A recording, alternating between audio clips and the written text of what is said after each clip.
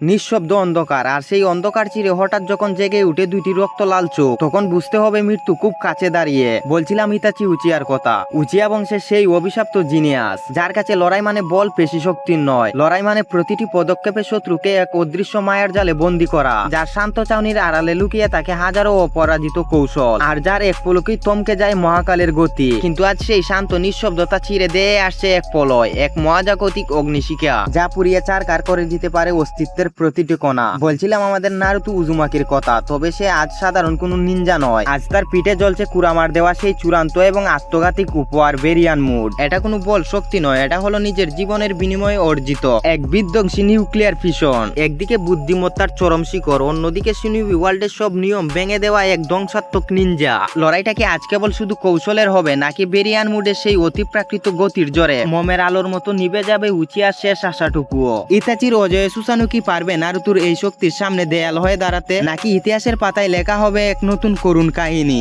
আজ আমরা নিনজা ইতিহাসের সবচেয়ে বড় এবং সবচেয়ে বিতর্কিত এই লড়াইয়ের বিপচ্ছেদ করতে যাচ্ছি। তাহলে দেরি না করে এখনই ভিডিওতে লাইক দিয়ে চ্যানেলটা সাবস্ক্রাইব করে দাও। তো স্বাগত জানাই পারভেজ অ্যানিমে এক্সপ্লেইনের আরো একটি এপিসোডে।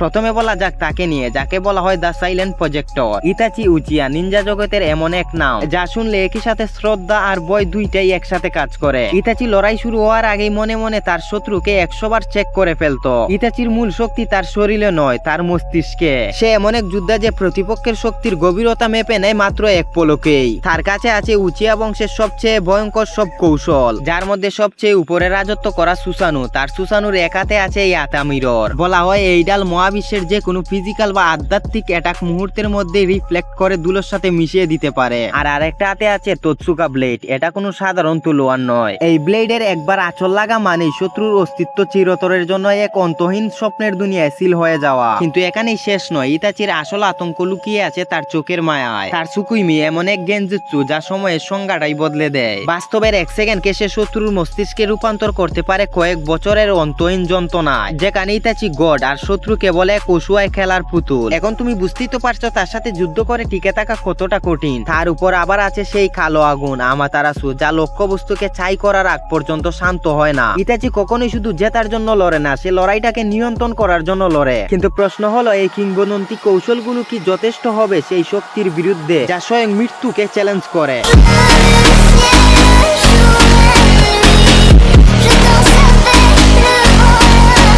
এবার তুমি পর্দার অন্য পাশে তাকাও, যেখানে শান্ত সমুদ্র পরিণত হয়েছে এক উত্তাল আগ্নেয়গিরিতে। নারুতোর বেরিয়ান মুড, এটা কোনো সাধারণ পাওয়ার নয়। এটাকে বলা হয় সিনুবি ইতিহাসের আলটিমেট স্যাক্রিফাইস। নারুতো আর কুরামার চাতুর্য যখন একে অপরের সাথে ধাক্কা খেয়ে মিশে যায়, তখন জন্ম নেয় এক শক্তির। ঠিক যেমনটা ঘটে সূর্যের গভীরে থাকা নিউক্লিয়ার ফিউশনের ক্ষেত্রে। এই মুডে নারুতো আর সাধারণ কোনো মানুষ থাকে না, সে হয়ে উঠে এক জীবন্ত ধ্বংসযোগ্য। তার প্রতিটি নিঃশ্বাস, প্রতিটি রক্তকণিকা জ্বলতে থাকে এক ভয়াবহ তেজস্ক্রিয়তায়। বেরিয়ান মুডের গতি কোনো ক্যালকুলেশনে মাপা অসম্ভব, এটা সময়ের চেয়ে দ্রুত। কিন্তু এই মুডের সবচেয়ে ভয়ঙ্কর দিকটা কি জানেন? এর প্রতিটি স্পর্শ।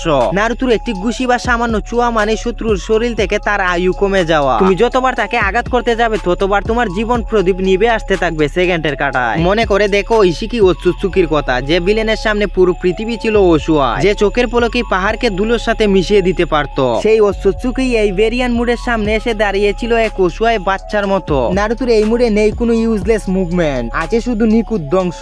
যেখানে ইতাচি লড়েই টিকে থাকার জন্য, সেখানে নারুতোর এই মুড তৈরি হয়েছে কেবল শেষ করে দেওয়ার জন্য। কিন্তু প্রশ্নটা রয়ে যায়, ইতাচির হাজারো বুদ্ধির জাল কি পারবে সূর্যের মতো জ্বলতে থাকা এই শক্তির সামনে এক সেকেন্ডের জন্য টিকে থাকতে?